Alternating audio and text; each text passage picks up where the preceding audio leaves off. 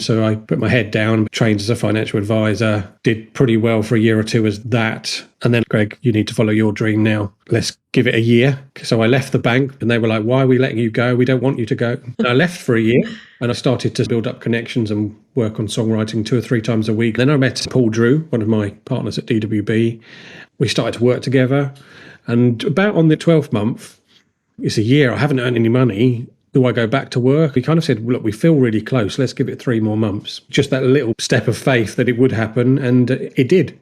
We set up on our own company and I've never been back to the bank. Welcome to Second Verse, the podcast that celebrates indie artists and creatives finding their way back to music and the courage it takes to follow that calling. I'm your host, Becky Boyland, singer-songwriter, StoryBrand certified brand messaging expert, and the founder of Attitude Creativity, where I help artists build brands and websites that support their second act. Today's guest is one of those people who sees the potential in others long before they see it in themselves. Greig Watts is a music publisher, songwriting mentor, and co-founder of DWB Music, a global network of songwriters and producers working in everything from artist development and K-pop to Eurovision, sync licensing, and beyond. Greig has a fascinating story of stepping away from music to work in a bank, then giving himself 1 year to chase his dream. That decision led to a full career in music publishing, traveling the world and, more than anything, mentoring hundreds of songwriters through their own journey of fulfilling their music dreams. In this conversation, we talk about songwriting, mindset, mentorship, and what can happen when you simply say yes to your dream. So let's get into Greig's second verse. Welcome, Greig. I'm so glad to have you on the podcast today. Hi, nice to see you. You have quite the history in music and have been doing this for many years and some really interesting angles that we can talk about. But I often start with, where did music become this passion for you? Gosh, I think it started at a very early age. One of the things I've been asked this question a lot is, where does it start? I think it was just in my house. My parents had a record player. I was always playing their records.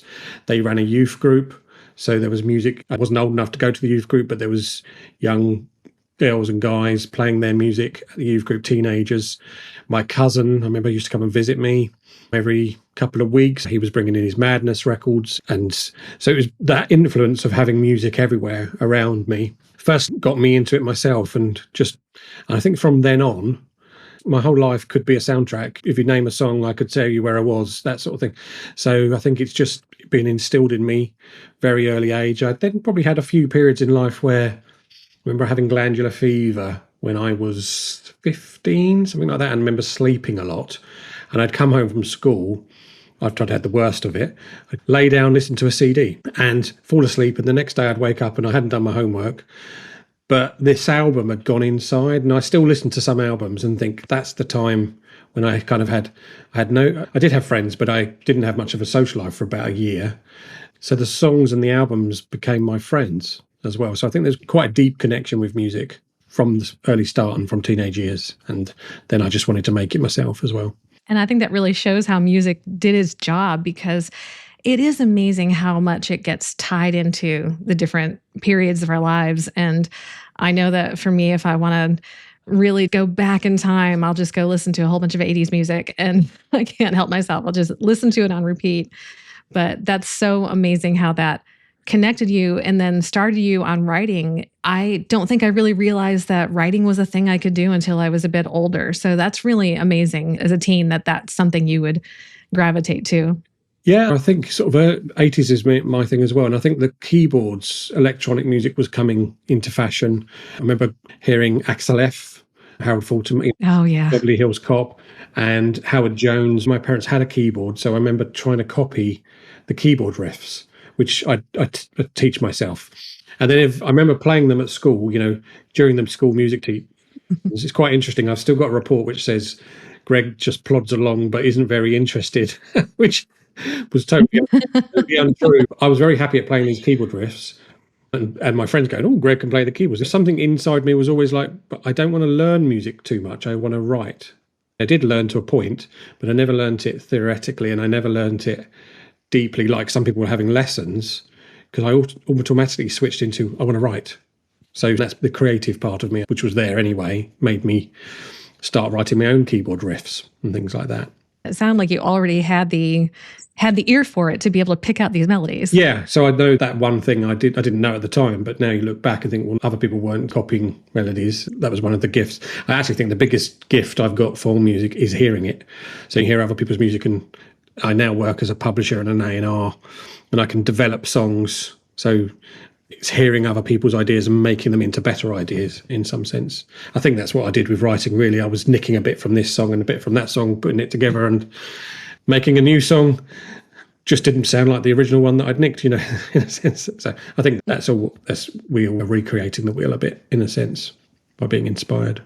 And that's so incredible, because even as an artist, and especially when we first start writing and have some of these little ideas or a kernel of an idea, we don't necessarily have the ear or the skill to recognize what it can be.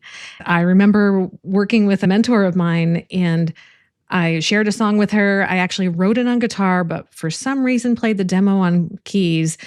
As she listened to it, she said, "Oh, that's a rock song." And I totally got it in that moment, but I would never have come up with that. Yeah. So it was just amazing how she could listen to it and do exactly what you're doing and recognize what it can be. Yeah. Yeah. It's just some people are brilliant players. I've got many people around me of, Pete, one of my partners. Wow, what a musician he is, in a sense. But I compliment him by having that ear and being able to sort of say, that's brilliant, let's just add a bit here. I think you need the whole package, really. Yeah, I love that. So you have spent most of your life in music, but you did have a season where that had to kind of be to the side. Talk about that for a bit. I was always writing music in my teenage years. I was always in bands, and it was always a band that to sell the songs. Like I said, I wasn't a great player or anything. We didn't play live, but we were trying to showcase the songs all the time. That was going okay. When I met my first wife, we ended up, you have a serious relationship. I ended up having to think we want a flat, we want to work. So I went part-time in a bank for a few years, and I was always the maternity leave cashier, covering for a lady on maternity leave. I remember doing that in one bank for 9 months-ish, and by the time I got to the end, it went on a bit longer, and they let me go. I remember going into the bank in the next town, just because I happened to bank in the same bank I used to work in, and one of the ladies came out and said, "Oh, are you not working? We have someone on maternity leave." So it's like this joke that Greg went around on maternity leave at certain bank. It was suggested that I was doing the jobs, which I clearly wasn't. It was almost like, so a few different banks as a maternity cashier. Eventually, you realise that you haven't got as much rights as everyone else, and you've not got a pension, and you've not got this. So I think even though I wanted to leave, I got a permanent role, and then I was still part-time. Eventually, monetary, you want to buy a house, so I went full-time. So I was still writing on the side, but I remember the worst situation was I was working in the bank full-time, and I was writing once every 2 weeks. On a Sunday, I'd go from where I lived, Redhill, up to Ealing on the train. It'd take me 2.5 hours to get there. I'd work for 3 hours, and then it'd take me 2.5 hours to get back, absolutely shattered. And then 2 weeks later, I'd go back, and my friend co-writer had moved the song on differently to where and it was like, oh, I really feel uninvolved in it. So that was quite frustrating. Yeah. We were writing good songs, but it really felt like I wasn't doing it much at all. And I then, probably 6 or 7 years into it, said, oh, okay, I'll do this as a career. Music, I still love it, but maybe it's not going to happen. So I put my head down, trained as a financial advisor, did pretty well for a year or two as that, and then left. Became quite good at it, but basically I knew I needed to leave, and I was waiting for my wife to say, Greg, it's your turn to leave, because I put her through university. I went to work while she was doing university. Eventually, after about 2 months of both of us having a salary, she said, right, Greg, you need to follow your dream now. Let's give it a year. So I left the bank, and I just got become the best salesman at the bank, and they were like, why are we letting you go? We don't want you to go. We'll offer you all sorts of bonuses, which I knew wasn't true, really, because you only get the bonus if you hit absolutely every target. So I gave them 9 weeks notice because I'd been there for 9 years. Then improved my sales during those 9 weeks, was even better because I knew I was leaving. It was exciting. And I left for a year and I started to build up connections and work on songwriting 2 or 3 times a week. I was traveling around. And then I met Paul Drew, one of my partners at DWB. We started to work together. And about on the 12th month, my wife and ex-wife now and I said, it's a year. I haven't earned any money. Do I go back to work? We kind of said, look, we feel really close. Let's give it 3 more months. And on month 13, the record company I was working for with Paul said, we're going to set up a publishing department. We're really impressed with you and how you go off and sell the songs as well as write the songs. Do you want to be the person who sets the publishing department up and we'll pay you? So it was like, wow, just at the edge of the 12 months, just into the new, it was just that little bit step of faith that it would happen, and it did. So then from then on, I worked for them for 2 years, and then we set up on our own company, and I've never been back to the bank. I do have nightmares. That's incredible. I do have nightmares. So yeah. I can imagine just waking up thinking, I have to do this thing. And then remembering, I don't do that anymore. Mm. It's so wonderful that you took that time and you took that step and had that margin to do that, even if it did take just that little bit longer. But it's such a really cool story of how it did pay off, even if it was just that slight extra time. We'll be back with more after this break. The second verse is sponsored by Attitude Creativity. Many indie music artists don't have a website that grows their audience and reflects who they are, so they get lost in the noise of streaming. Marketing and brand messaging with Attitude Creativity helps boost your brand and build a site that hits all the right notes.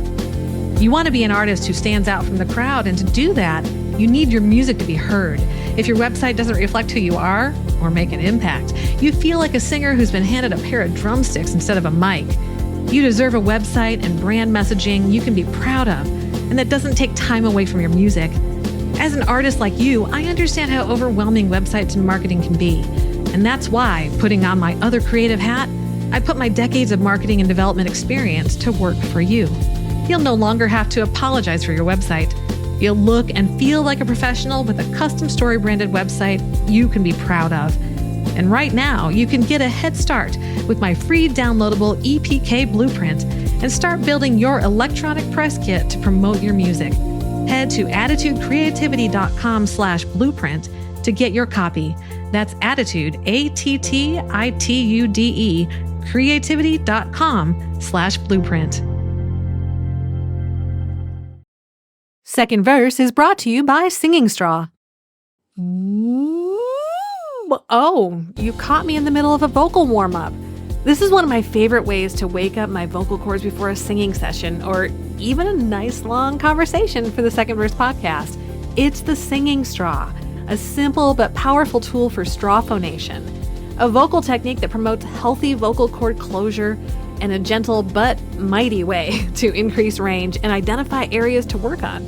For me, it was key to regaining my voice after vocal cord paralysis. But you don't have to wait until a vocal injury to use it. In fact, I recommend that you don't. Make the Singing Straw part of your daily routine, and you'll be amazed what your voice can do. Check it out at secondversepod.com/singing straw.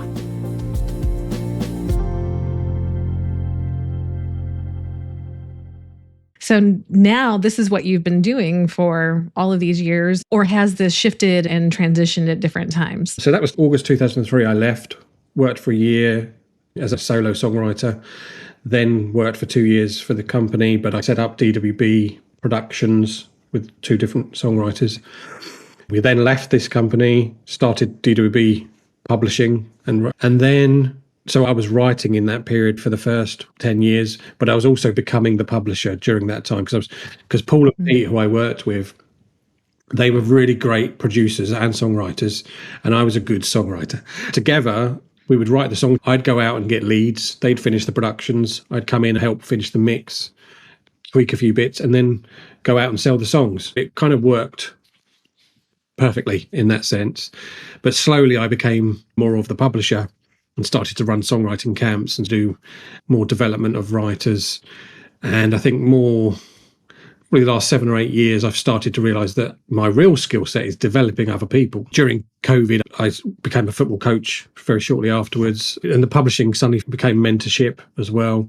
I did, I think, one of those Strength Finders tests, and I knew what would come out would be good communicator, good connector, but by far the biggest thing that came out was developer. And then I kind of realised, I know who I am now. I'm here as a publisher to develop other people and as a mentor. And actually my biggest thrill in life now is I have written songs, I have hits, I have had #1 world records, especially with the Japanese market, which sells hundreds of thousands of copies in 1 week and then disappears the next. But actually my biggest thrill is developing someone else, especially people who are not seen as definite, I don't know what the word is, cool brigade, something, songwriters that look like, especially people like the underdog. I love to help make them successful because that's exciting to me. So that's where it's kind of come to now. I probably wrote 1 song last year, but mainly I did develop other writers who probably wrote hundreds and hundreds of songs. So yeah, it's developed a long way in the process.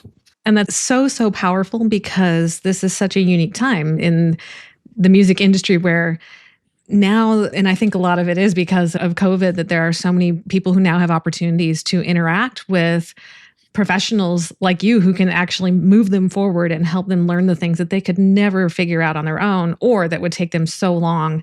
And because so many people are coming to music for the first time after another career, they don't have that time. They don't have decades to invest because they'll never get where they want to go.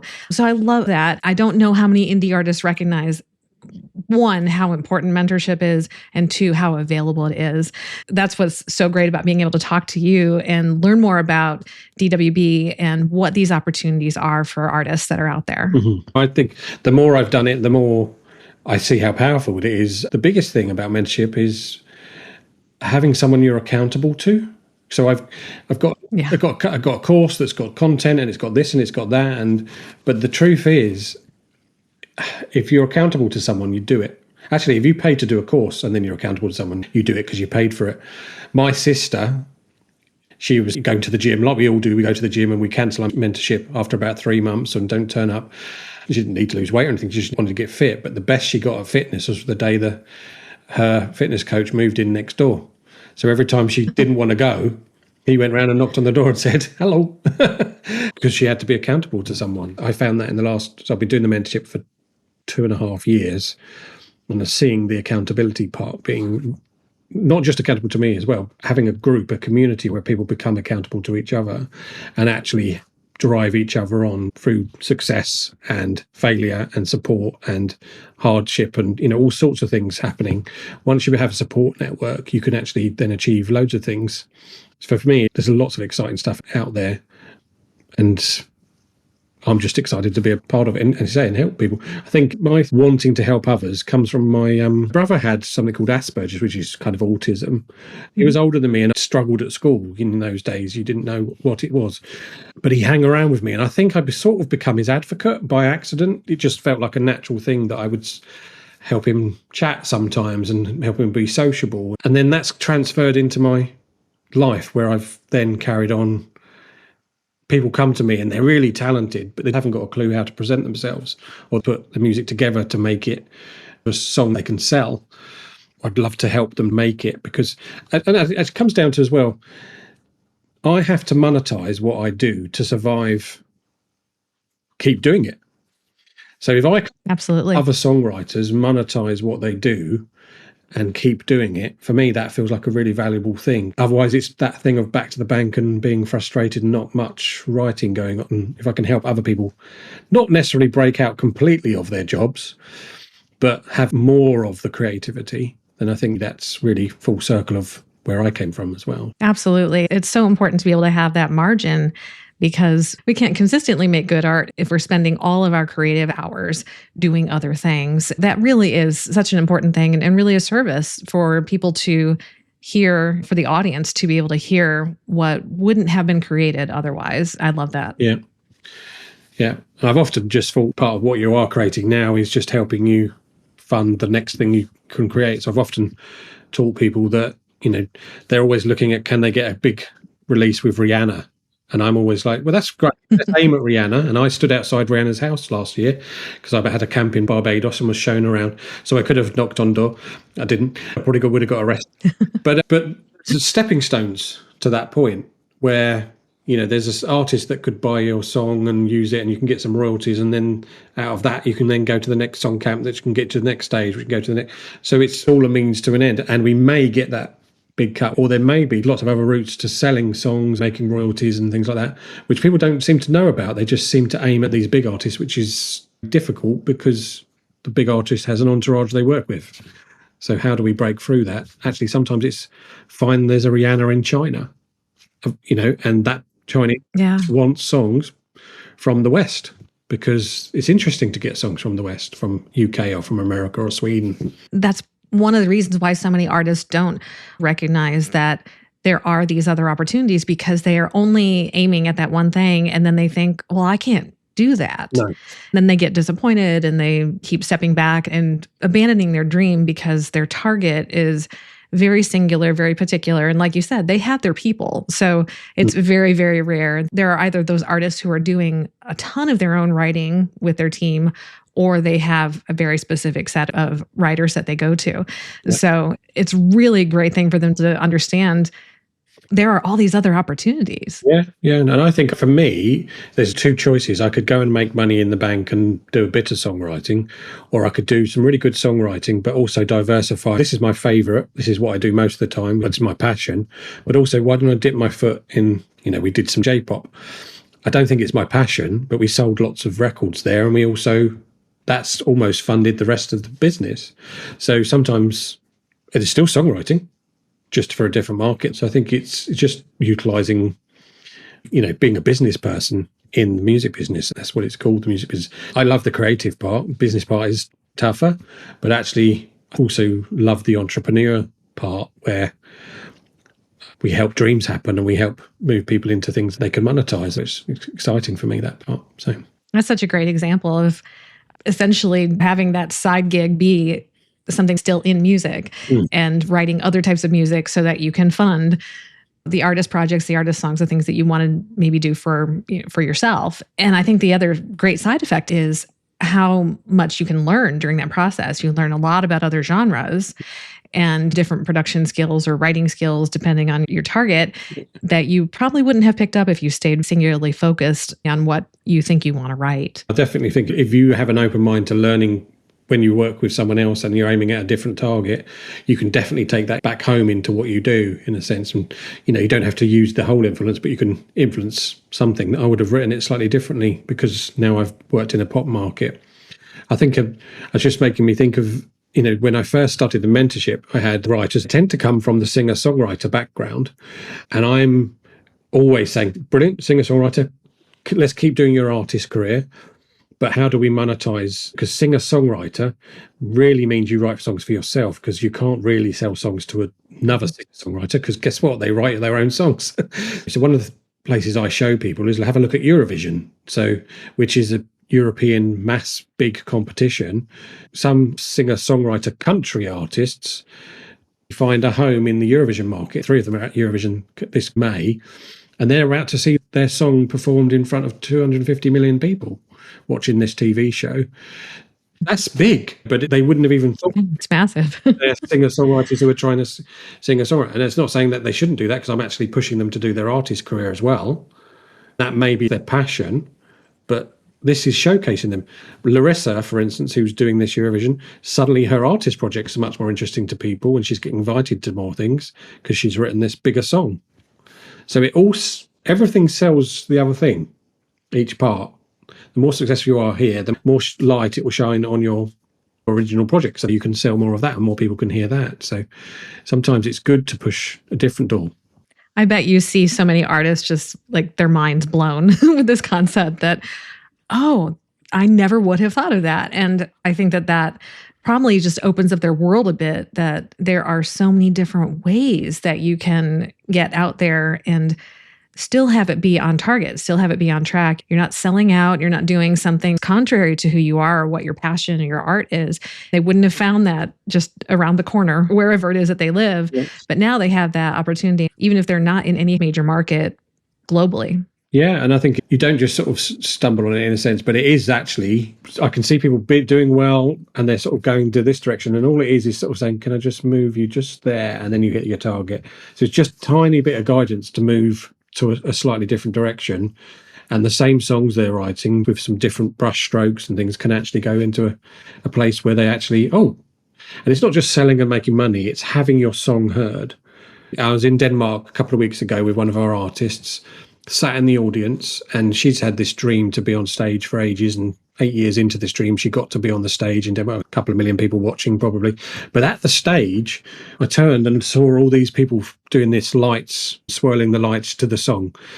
And that's really the full, it doesn't matter how much money we make, when you see your song or feel your song or hear your song being sung back to you by the audience, I think the biggest powerful moment is like, wow, this is how we intended it. When we wrote the song, we wanted it to be sung back. Of course, you have to get it through these places to get it on that stage. For me, you have to look for that. It's about monetizing, but it's not always about monetizing. Sometimes it's about, let's get your song heard. I think as well, when you get your song heard and you see that, you're really inspired to keep doing it.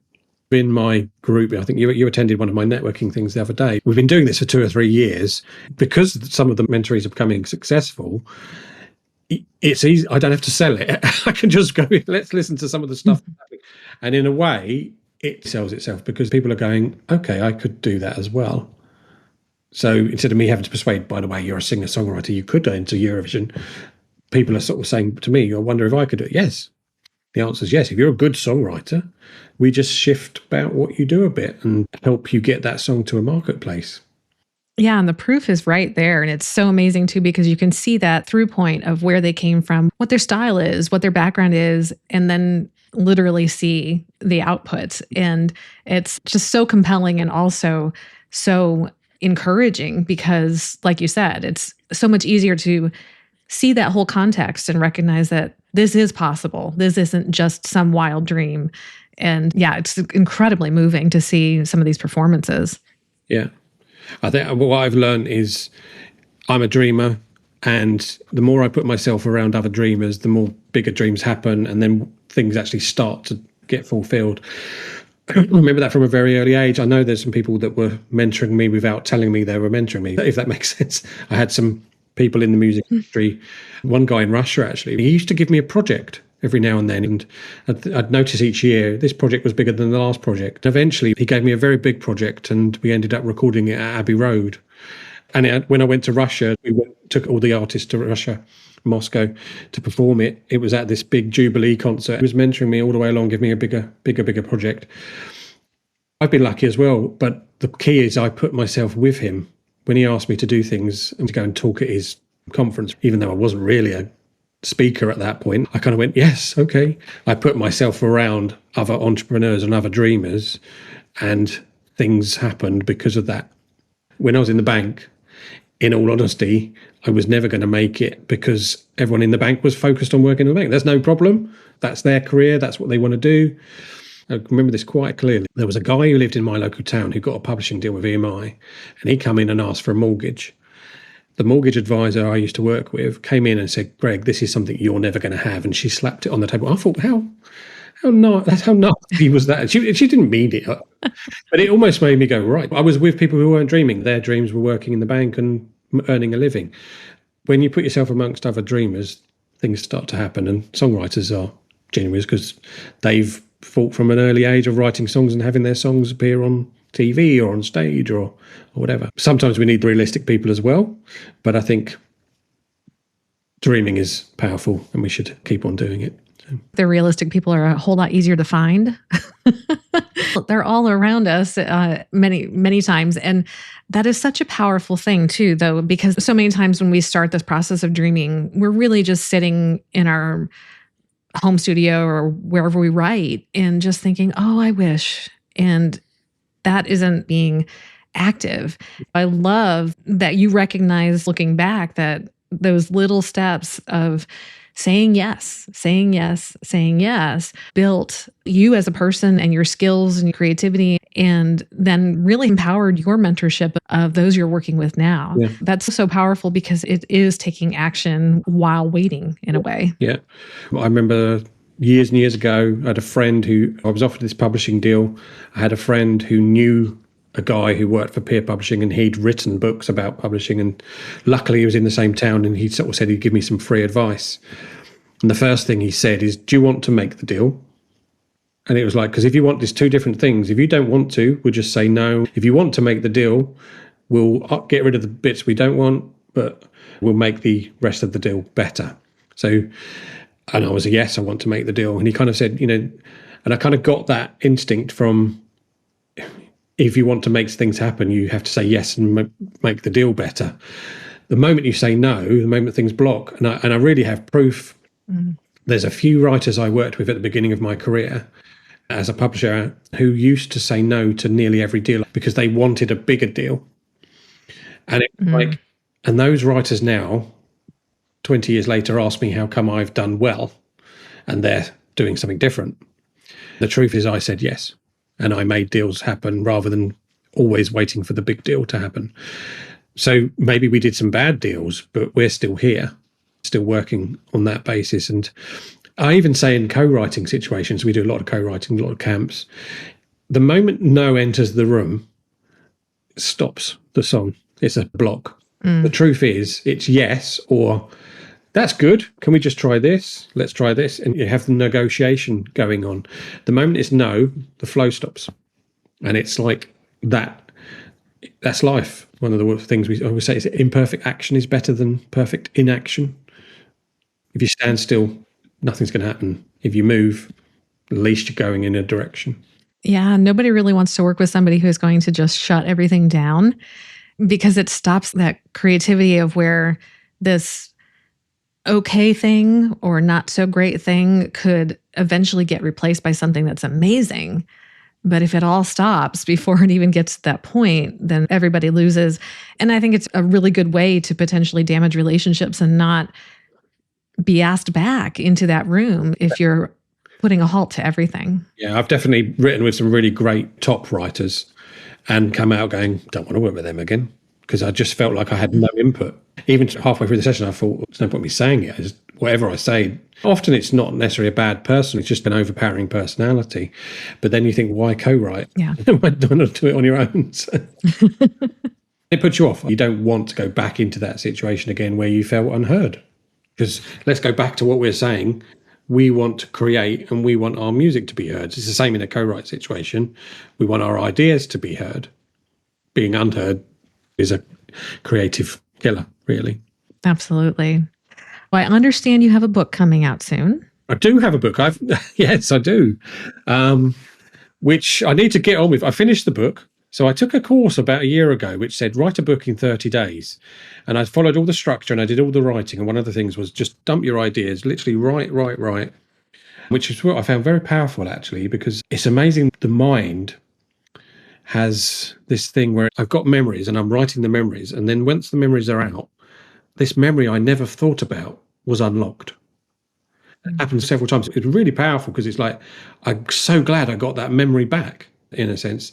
So I think that's similar with writing. Just write, and put the good bits together, and actually write bad songs. Because not saying sit down and write a bad song, but one day you'll write a song and it won't be very good, but actually you've got it out, and that good song that was sat behind it is going to come out next because you keep the flow going. It's like turning off, the good water's going to come out of the tap eventually. So yes, I finished the writing, finished the editing. I now need to get on with the self-release and all that sort of thing. It's called Keeping the Dream Alive. It's about my journey in songwriting, but really turning that into how I can help songwriters and my methods, and exactly what I think you said a while back, where if I can help people not make the mistakes I made so they can get there quicker, that really helps them. And a lot of it is about the dreams I had and the stories I've experienced and sharing that, because I think a lot of it relates to songwriters find it interesting to hear, wow, I was in that situation and this is what happened. So I think it's kind of real life in that as well. That sounds amazing. I can't wait to read it. So you'll definitely have to keep me updated. And I'm definitely going to get on with the self-release. So the plan is, I've also been waiting for this back operation. So all the time that I didn't know when that's going to happen, I've got a date now. It's hard to plan anything around it. I'm now cracking on and hoping I can get it done before that happens, because then I can move on a bit as well after that period. Yeah, I totally understand that. Yeah. But I've also got to move on because I've got a second book. So I'm writing a second book about winning Eurovision. And I'm on chapter 15 of the stories, because it's 16. I haven't written the 16th one yet. But I haven't won Eurovision yet, so I need to carry on writing it until we actually win. But in a way, I've got to get the first book out to then clear the decks to start on the second one. I love that. And knowing that you have these stories of what has been accomplished in all of these little pathways, it's really illustrating exactly what you've been talking about, that each step forward is leading to this big prize. And so that's just so exciting. Yeah, I think that is life, isn't it? One thing leads to another. I do a lot of, as I've mentioned, football coaching, and a lot of the games we lose really teach us about how to win. We played on Sunday, we were playing the top team in the league. We knew we were going to lose because we had half of our players out. So we went in and said, let's learn how to play defensively against this team, saying hopefully we'll be better than the last 10-0. And actually we came out with a 4-0 loss, which sounds bad. But actually in the second half, we only had 10 players and they defended and lost one goal against the best team in the league. So now we can put them in a game that they can win. They can go up 2-1 and it'd be close. And we can say defend how we defended there, because they were really excellent in that sense. So, and again, a lot of the things I've done when I've failed, when I've lost finals, because Eurovision has lots of national finals, and when I've lost, that's how I've worked out, oh, this is how I've lost. Next year, we'll go back and try again. And eventually we do win. You learn a lot more from your failures and through your losses. The key is you get back up and go again. Got a lot of people I wrote songs with over those years before I came into it professionally, where they were better than me. They were really great writers, but they gave up after one big failure. Whereas I was like, go again. It's hard to get up and go again every time, but you know there's a good one coming even when you've been battered down a bit. Yeah, and it's modeled for us so much to not value failure. And failure is just not making it yet. And so having that perspective is, you would think it shouldn't be that uncommon, but it is. And so it's incredibly powerful so that someone can actually achieve what they're looking to do. And so I think that's just such a beautiful perspective and illustration.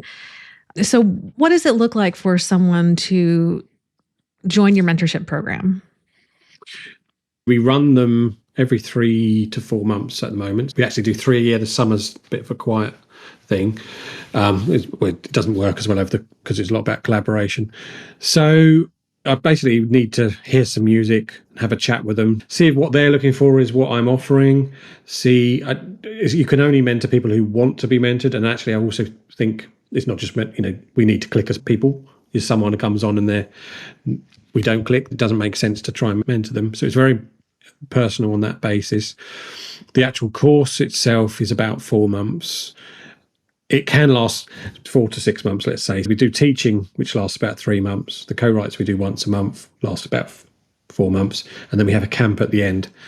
So really it lasts 6 months. And you do it with about 9 or 10 other people in your group. There's 80 people who have gone through it already. So they're also in the Facebook group.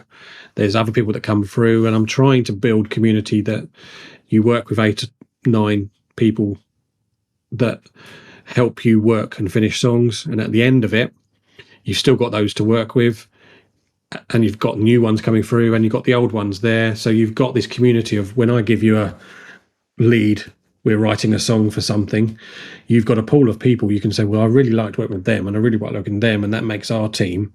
So you can then write songs and provide us with finished songs, kind of equipping you with the knowledge, network, community, and the confidence to actually be able to write songs daily. And as a business is the idea. And it's working pretty well. When people come through and really put their mind to it, they're actually achieving lots of good things, and we're signing them to our publishing. I think we've signed 10 of the people that have been involved in it. Others have gone on and signed with other publishers. Others have just come in and just do like a course and then stop. I encourage people to carry on networking, because why come in and find a network and then disappear from the network? But it does happen. So that's just some people. So right. And there's also this great value sometimes in having a group of people that has a common language around how you approach it. And it's not that you can't learn from others, but I know sometimes if I've gone into a writing situation and I expect that we have a common language and then I find out we don't, it takes a lot more to get the ball rolling and get into the process. I think there's great value in that. Yeah, and I think connected to that, the mentorship. So I've run lots of songwriting camps, and really the mentorship is based on my experiences of songwriting camps, where we would be in tents for 4 days and I'd put teams together. But really I saw connections happen at dinner and lunch and breakfast. And when I saw that connection, it was like, that's a team for tomorrow. After the camp, I'd see on social media, particularly on Facebook, Helene is traveling to Switzerland to write with Johnny. And you're like, oh, they didn't write together. Must have been over dinner. So you've put these relationships together and you've made them, you just facilitated them happening, I guess. So it's the same with the camp, with the course. We do it over a long period. And really the first couple of weeks is I just ask people, they hate this at the start, but I ask them to make a video every day and put it into a closed Facebook group. Because when they're making a daily video just talking about today I'm doing this, today I'm doing that, the first 2 weeks they're getting to know each other and then they co-write. But straight away they go into the co-writing like they know that person. Yeah. They know what to expect. They've built a little bit of a relationship. They've shared some stories. And 90 days, 103 days of doing that, they actually become really good friends. So at the end of the course, when they come on the camp, they know each other well, they've got bonds, and they're dying to see each other. They love coming to see each other. The biggest thing they don't know about is how tall anyone is. You walk in on Zoom and someone turns up and you think, oh, you're tall or you're small. That's the biggest talking point. But the truth is they've already done all the bonding and the writing together, and hopefully that forges these strong relationships and the camp cements them. You know, they then have that real personal time with each other and carry on the friendships and connections and the writing. So it's based on a intense writing camp, but we do it over a longer period. We have some teaching in it as well. Of course, when you work in this group, you're not going to like everyone you work with or you click with everyone, but you work with enough people to find team members that you can work with later on. I remember writing on my own for a period and it was a struggle. I could do it. I won a contract to go and work at a big studio and did it on my own. It was hard. But when I was writing with other people, it became easier. I remember, as we were just talking about, when I've been on one of these Eurovision national finals, 2 things have happened. I've lost or I've won. And when I've lost on my own, it's a really horrible experience. And actually, when I've won on my own, it's a little bit of a strange experience. It's more exciting, but I want to share it with someone. And the opposite of that is I've lost with people around me that are part of the team, and I've won with people that are around me as part of the team. Both of those occasions were so different. Losing with a team was better than winning on my own because you were in it together. Winning as a team was really wow, because you were, it's like when you go and you see an amazing view and you're on your own, it's like, oh, I would love to. So that's why we all take photos and put them on social. Yeah. The truth is, whether you win or lose, doesn't matter. The journey of what you came on. You know, when I start a songwriting camp and there's 3 people in the room and they don't know each other, it's almost like they create this song baby. Only they know the journey of the baby. Then it gets pitched, goes to an artist, and they carry on this journey together. And where that journey ends could be at a national final, or it could be at a release, or it could be only those songwriters experience how it started, how it came together, how it got there. And at the end, they can experience that. So it is already a nucleus of something that you've been put together, and you're close. So then that is much more powerful than sitting in your own, winning a competition and going, oh, this was nice, I can't share it with anyone. I've done it for experience, sat in the crowd going, yeah, no one knows I've just won and I've won. It is exciting, but you do want to share it with someone. Oh my gosh, that is so, so true. I love all of that. It is so great. And for those who are listening and are thinking, oh, I want to be an indie artist, but I don't know if I should do this, what is your advice to them? And I think that to a great extent, this entire interview really is an answer to that, but let's give them a soundbite. You've got to follow your dreams. I think creativity, as like I said right at the beginning, creativity got put inside me for some reason, probably from birth, but it was brought out to me from all the songs that I was hearing. From my experience, so again, a lot of the mentorship is people coming back from work. Most people say to me, it never goes away. Creativity is there, it has to come out. So I think if you've got it there and you want to do it, follow that dream. Whether that dream leads you to you're just singing a bar, but you're releasing the creativity, that's one thing. That's still powerful. Or it might lead to bigger things. I think if you don't follow the dream, you will be frustrated in that, because I think creativity, it's telling you it has to come out. And as I said, it's just how big the dream goes. And in a sense, maybe that's not the important bit. Maybe it's you're enjoying the journey. Absolutely. Absolutely. So how can people keep up with you and DWB and keep an eye out for your book? We have a networking event once every 4 to 6 weeks. Really come into that. That's really fun. And you'll meet hundreds of songwriters. We've got about 300 people on the list. So we get about 50, 60 each time now. So that's a very important thing to come to. Probably my own Facebook page. Just find Greig Watts on Facebook or DWB Music on Facebook and Instagram. You can connect to us from there. We talk about what we're doing during those times. You can email me and ask to be put on a mailing list if you want to do that as well. Yeah, just people get in contact is fine, and I can sort of let them know what we're on. But we're very, you'll see us on social media. We're active and posting about what's happening and what's going on. And we're very open to new people contacting us and seeing if we can help or push you to someone else who may be better suited. But reaching out is one of the things. I do a course I launched in January, was called Kickstart, and it was Kickstart Your New Year. Basically, I send them an audio every day, 4 or 5 minutes of me giving some advice or a task or talking about a thought of the day. We've invented this new thing called Reach Out Mondays, which is I tell everyone to go and talk to your contacts or send emails on a Monday. So I should say that message. There's no harm in reaching out. And a lot of people are saying they were rubbish at reaching out, not very good at social media, not very good at texting, just because lots of people aren't. But by me saying Monday, go and reach out, they've opened some doors they never would have opened. So that's my message. Message me. I'm open. Reach out. And so he will keep you accountable. Yeah. Yeah. Sharing has been in my life, going, reaching out, doing. I can hundreds and hundreds of stories of where I went somewhere or did something, or instead of standing still, the door opened. Sometimes you get rejected. Fine. Try the next door and the door opens. But if you don't push that door or ask or even ask the question, you're certainly not going to get an answer. But actually, you will never know if you don't ask the question. That's for sure. That's for sure. This has been such a wonderful conversation. I'm so glad that you have come on the podcast, and thank you so much. Thank you. It's been great talking, and thank you for letting me talk. Greig's story is a perfect example of why Second Verse exists. He gave himself a year to pursue music. It didn't all fall into place at once. But he kept showing up, kept saying yes, and over time built a career that not only sustains him, but uplifts hundreds of other songwriters along the way.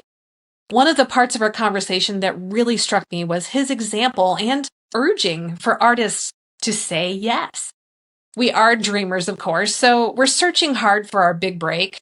But somehow we're willing to pass up opportunities if they're not what we consider perfect or important enough. But that's just shutting down the momentum that could take us to places we never dreamed of. That's tremendous advice for all creatives. So, your action step this week. Don't get stuck waiting for the big deal. Start with the open door in front of you. Say yes to the thing that moves your dream forward, even if it feels small. Momentum builds when you show up. And if building your artist brand or website is your next step, visit attitudecreativity.com. That's where I help artists like you clarify your message and establish your virtual home base from which you can share your music with the world. Be sure to subscribe, leave a review, and share this episode with a fellow creative. You never know who might need to hear that their second verse is possible too.